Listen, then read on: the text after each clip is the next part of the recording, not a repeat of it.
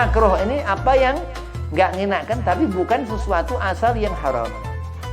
Sebaliknya sunnah, kalau nggak dikerjakan nggak apa-apa, kalau dikerjakan mendapat pahala. Jadi meninggalkan perkara yang haram karena wajib Allah perintahkan.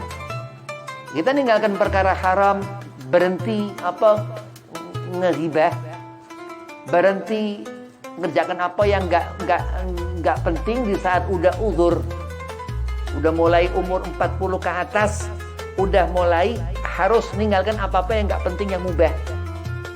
Di situ ada haram. Dalam perkara mubah itu lengkap hukum di mubah.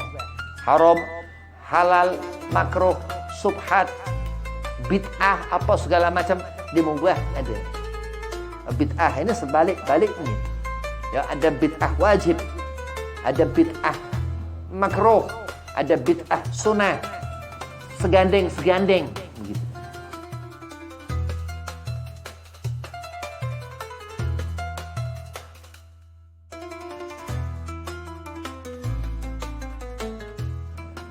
Assalamualaikum warahmatullahi wabarakatuh. Waalaikumsalam warahmatullahi wabarakatuh. Allahumma salli ala nuril anwar wa siril asrar wa tiryakil akhyar wa miftahi babil yasar Sayyidina Muhammad al-Mukhtar wa alihil adhar wa ashabil akhyar adada ni'amillah wa ifadhalih. Alhamdulillah wa salatu wa salamu ala rasulillah Sayyidina Muhammad ibn Abdillah sallallahu alaihi wasallam wa ala alihi wa sahbihi wa mawalah wala hawla wala quwata illa billahil alil azim amma ba'd. Qala Allah ta'ala fil Qur'anil Karim a'udzu billahi minasyaitonir rajim bismillahirrahmanirrahim wa alamu anna fikum rasulullah al-ayah sadaqallahul azim. Qala Rasulullah sallallahu alaihi wasallam innama bu'itsu liutamima makarimal akhlaq. Alhamdulillah, puji syukur kehadirat Allah subhanahu wa ta'ala.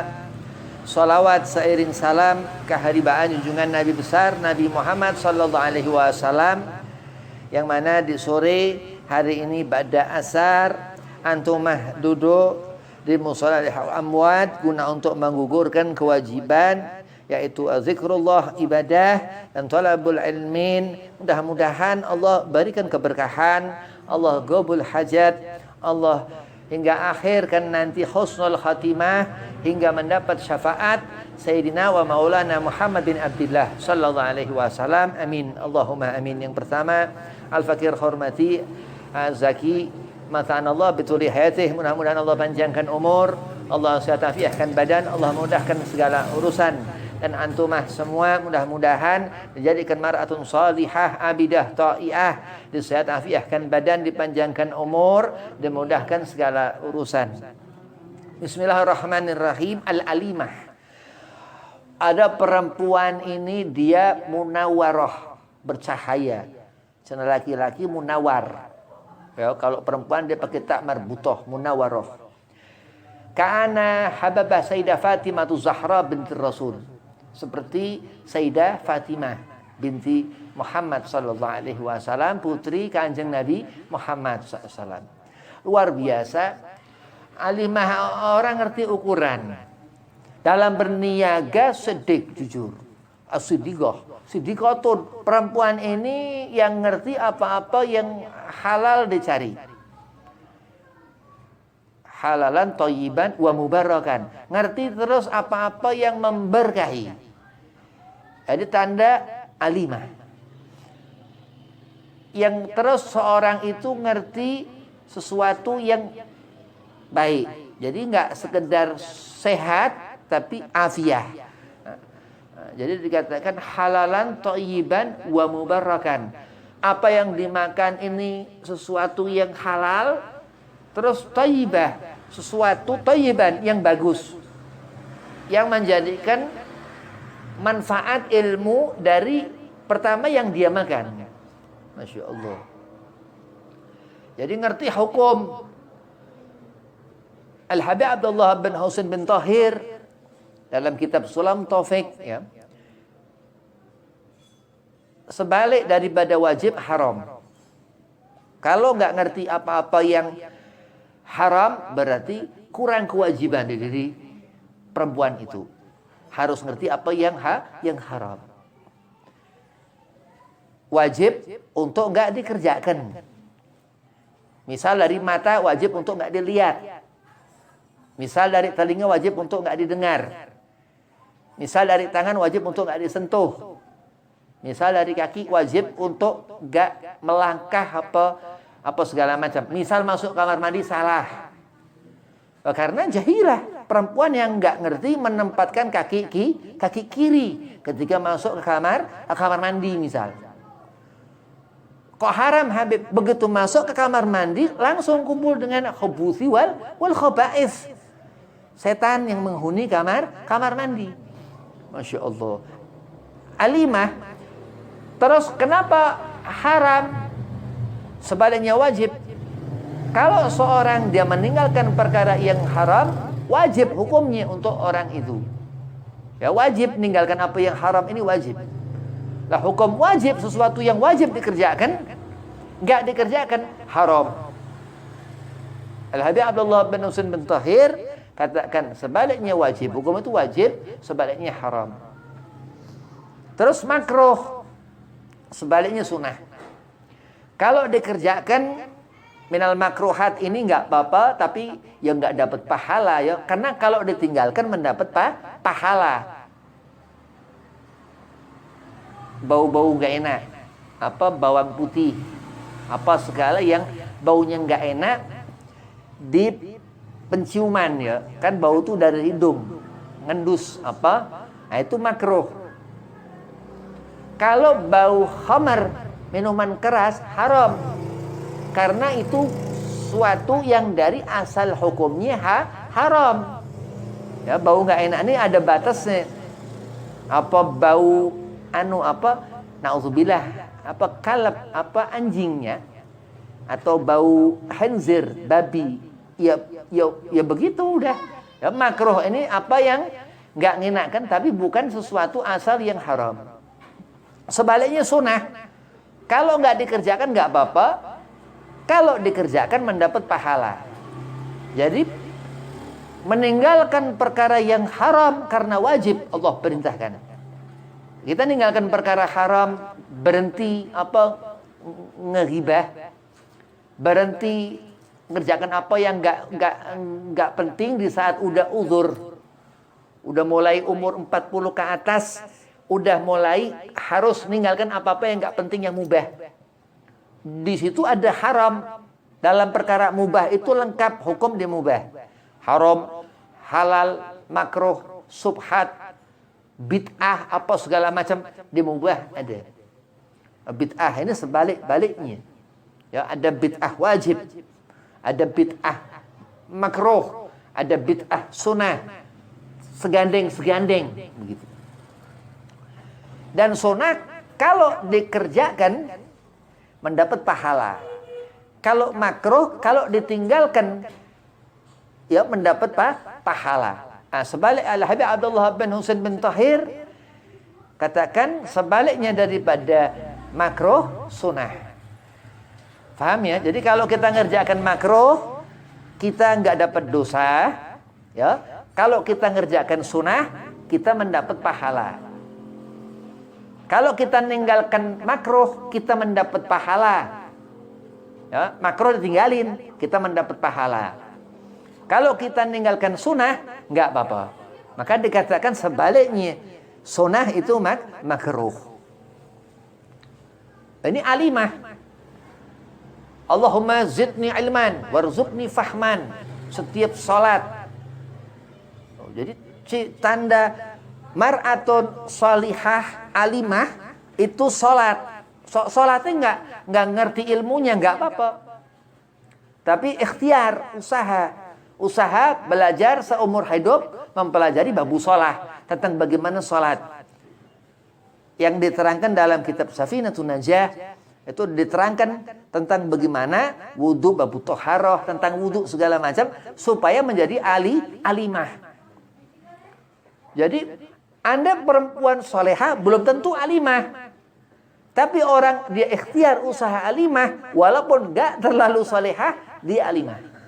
Jadi dalam kitab Marakil Ubudiyah, kitab tasawuf, Hujatul Islam Abu Hamid Imam Ghazali, itu dinasihatkan Syekh Nawawi Banten, orang alim, perempuan ataupun laki-laki, alimah atau seorang laki yang berilmu lebih dipentingin daripada rajin ibadah tapi kurang ilmu. Nah, jadi harus ngerti wajib ini untuk ninggalkan yang haram. Wajib untuk kita ngerti hukum makruh dan sunnah, karena itu yang dikatakan alim, orang yang ngerti. Lah Habib kapan mengamalkan? Orang ngerti dia sudah mengamalkan ilmu. Karena keridhaan Allah Subhanahu wa taala. Terus aku harus mengamalkan ilmu, terus aku melihat apapun yang haram. Na'udzubillah. Jadi orang alim ini dia menempatkan ilmu di hati. Dia menempatkan ilmu supaya dia ngerti di saat menemukan apa-apa yang terhukumi dalam syariat agama Allah.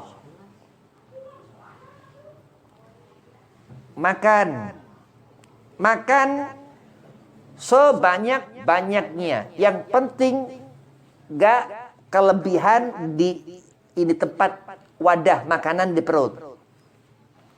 Kenapa? Karena Rasulullah SAW makan Nabi cukup, nggak kurang nggak lebih. Dikatakan al-insanul kamil Habib Ali Al-Habsi Sahib Maulid Simtudurar ahsanan nas khalqa wa khuluqa Rasulullah. Jadi bagaimana cara makan Nabi, berhentinya Rasulullah sebelum kenyang, tapi cukup. Jadi ini anak makan susah, kasih makan, harus makan. Benar nggak salah, itu benar.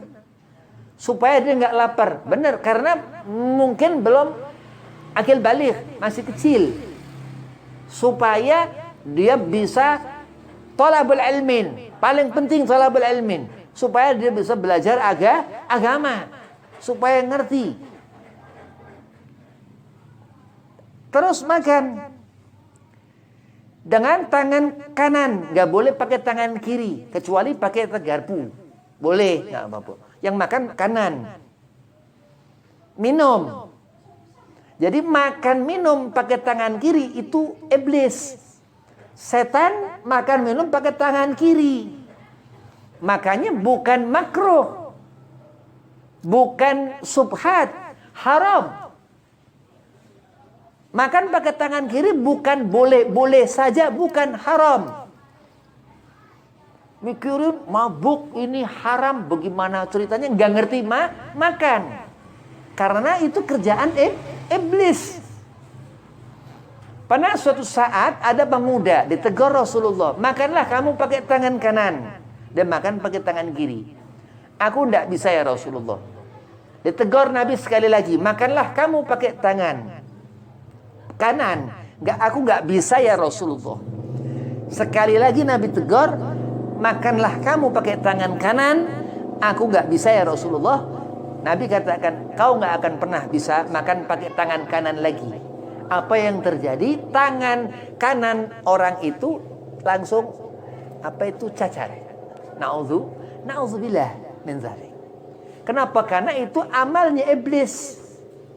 Nah, misal, terus yashrabul minum. Makan ini kerjaan.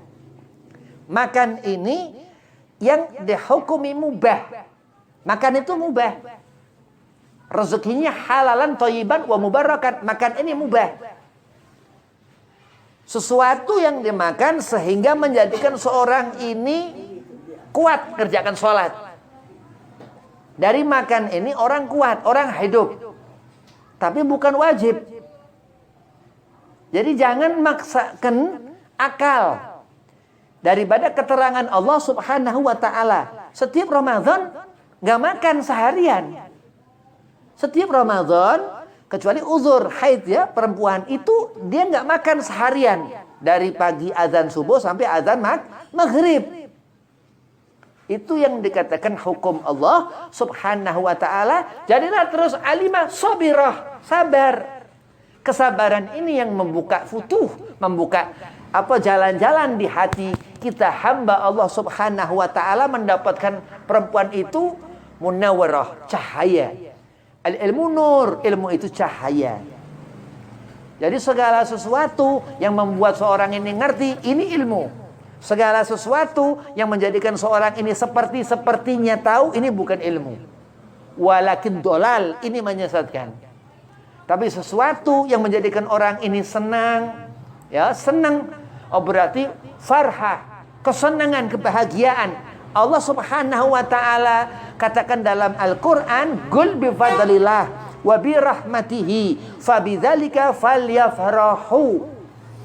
Termasuk pemberian Allah rasa senang ini. Terus yang memerintahkan ini perintah Allah dalam Al-Qur'an. Al-Qur'an apa? Hukum wajib. Perintah Allah dihukumi wajib. Di saat kita merasakan apa? Semua pemberian Allah.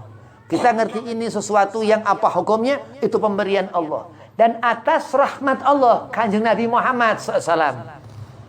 Fabidzalika falyafrahu. Kalau enggak karena itu, nah makanya orang yang alimah dibanding salihah dan lebih dilihat Allah. Kenapa? Karena dia ngerti apa yang menghubungkan dirinya dengan ibadahnya kepada Allah. Dikatakan Syekh Nawawi Banten dalam kitab Marakil Ubudiyah, ada seorang soleh. Salat diganggu iblis, diganggu setan. Dia nggak ngerti ini setan, terpengaruh. Tapi ada orang alim, andel orang ini alim, dia ngerti ini setan. Jadi di saat setan mengganggu seorang yang solehah tapi nggak alim, nggak alimah, nggak ngerti ilmu, dia mungkin nggak ngerti itu setan. Ya pasti nggak ngerti karena nggak berilmu. Tapi di saat seorang ini alimah, salihah, terus ngerti ilmu, dia akan tahu bahwa yang ganggu itu di saat dia ganggu setan, dia ngerti itu iblis. Karena ngerti masuk kamar mandi pakai kaki kiri, tahu. Diterangkan di situ ada khubus wal khaba'ith yang mengganggu. Terus macam-macam dikatakan itu para alim al ulama, supaya kita samina wa ata'na, sehingga dijadikan Allah Subhanahu wa taala antumah ya orang saleh, menjadikan perempuan salihah yang dikatakan min sa'adatil mar'i, daripada perempuan yang dirindukan surga. Itu boleh dia masuk dari pintu mana saja dikehendaki. Kenapa? Karena kita ini semua umat Sayyidina wa Maulana Muhammad rindu akan Rasulullah di akhirat nanti. Itu kehebatan umat Nabi. Aksar min salawat, yang dilihat seberapa banyak salawat kita ke Nabi Muhammad. Kita bagaimana akan dilihat Allah dalam keutamaan salawat di Rasulillah. Kalau kita nggak ngerti hukum, apa yang haram, apa yang halal, lah itu yang dikatakan Masya Allah. Al-Habib Abdullah bin Husain bin Tahir, ya, dengan Sulamu Taufik dan Kutubul Alim al-Ulama Safinatun Najah, Masya Allah, supaya menjadikan kita ini perempuan-perempuan itu munawwarah, bercahaya. Mudah-mudahan sedikit ada manfaat. Wabillahi taufik wal hidayah. Assalamualaikum warahmatullahi wabarakatuh.